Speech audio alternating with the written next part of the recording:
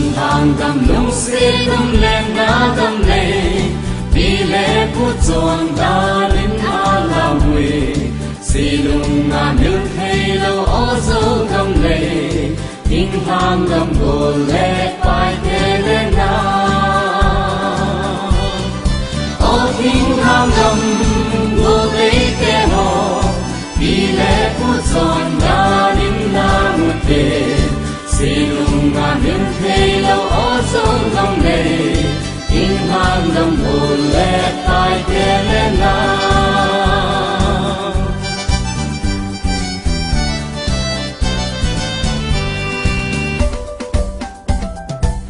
Xì cùng kinh hàng ngâm gồ tây tê hồ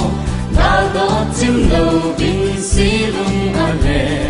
Xì lung ngà nước hay lâu ô dâu ngâm lệ Kinh hàng ngâm gồ lệ bài tê lên na Ô kinh hàng ngâm gồ tây tê hồ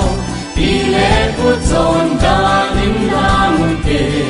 Xì lung ngà nước hay lâu ô dâu ngâm lệ Kinh hàng ngâm gồ lệ bài tê lên na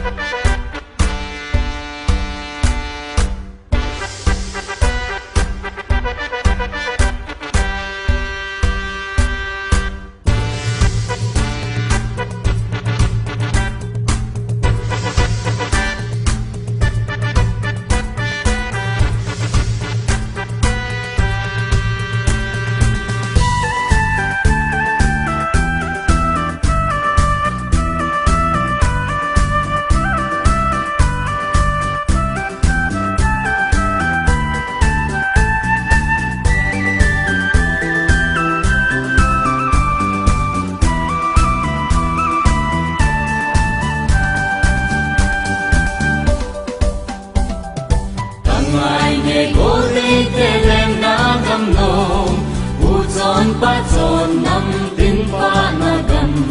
Xì lung ngà nước hay lâu ô dâu gầm lệ Kinh hàng gầm gồ lệ bài tê lên na Ô kinh hàng gầm gồ lệ tê hồ Vì lẽ cút dồn đa linh la một tê Xì lung ngà nước hay lâu ô dâu gầm lệ Kinh hàng gầm gồ lệ bài tê lên na